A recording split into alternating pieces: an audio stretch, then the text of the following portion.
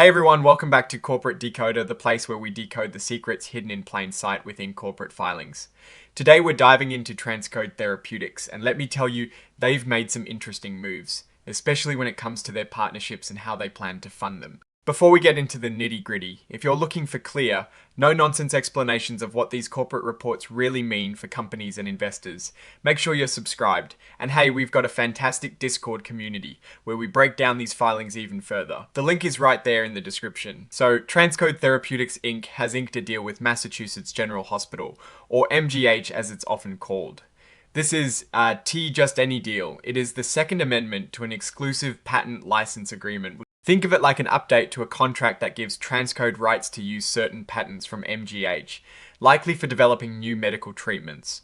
The original agreement was signed way back in 2018, and this is the second time they've revised it. What's really changed here? Well, they've tweaked the timelines for some pretty important milestones. These aren't just arbitrary dates. They're tied to things like getting products ready for sale or pre-sales requirements, as they say. They've updated these for two groups of patents called Patent Family 1 and Patent Family 2. This suggests they are moving forward with commercializing the technology that these patents cover. Now, here is where it gets interesting from a financial perspective. To get these updated timelines and continue with the agreement, TransCode is increasing the amount of money they have to pay MGH for hitting certain goals. We're talking about milestone payments. Previously, they might have paid up to $1.55 million for each patent family. Now, that number is jumping to $2.95 million for each patent family. That's a significant increase, almost doubling the potential payout for those key achievements. They've also adjusted the specific amounts that trigger payments for things related to therapeutic treatments or processes.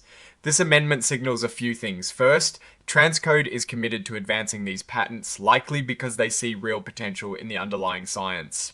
Second, they're willing to invest more money, or at least commit to larger future payments to secure those advancements.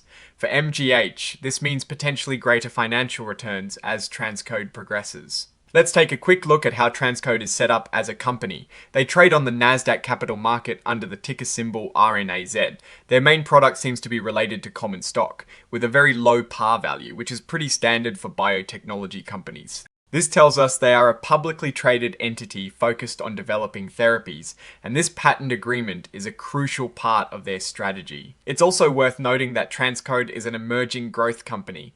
This designation means they can take advantage of certain regulatory flexibilities, which can be helpful for newer companies still getting their footing, especially when it comes to financial reporting. While this filing doesn't contain detailed financial statements like a full 10Q or 10K, the information about the MGH license amendment gives us a valuable clue about the company's strategic direction and financial commitments. We see them doubling down on intellectual property that could lead to future revenue, but it also means they're taking on larger potential financial obligations. Looking at this from a Warren Buffett style perspective, we want to understand the intrinsic value and the management's capital allocation. In this case, the management represented by Thomas A. Fitzgerald, the interim chief executive officer and chief financial officer, is clearly prioritizing securing intellectual property. The increased milestone payments suggest a belief in the value of these patents for future product development. The question for investors is whether the potential rewards from these patents will ultimately outweigh the increased costs and the inherent risks in drug development. The biggest opportunity here is the potential for groundbreaking therapies if these patents lead to successful products.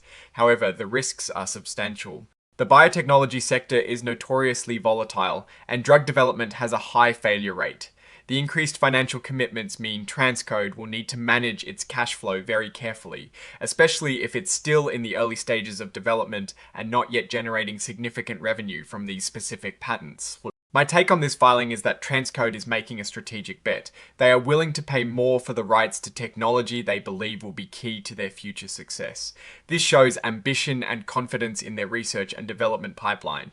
However, it also raises the stakes. They'll need to execute flawlessly to meet these milestones and translate the licensed technology into marketable products to justify these increased investments. Overall, TransCode Therapeutics appears to be actively pursuing growth through strategic licensing. The updated agreement with MGH is a positive sign of progress, but the amplified financial commitments underscore the significant investment required in the highly competitive biotech landscape.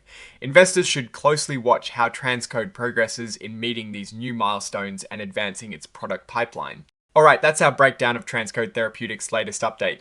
What's your take on these partnership changes and the increased financial commitments? Drop your thoughts in the comments below. If you found this analysis helpful, please give this video a thumbs up and subscribe for more deep dives into the world of corporate finance. And don't forget to join our Discord community for even more insights.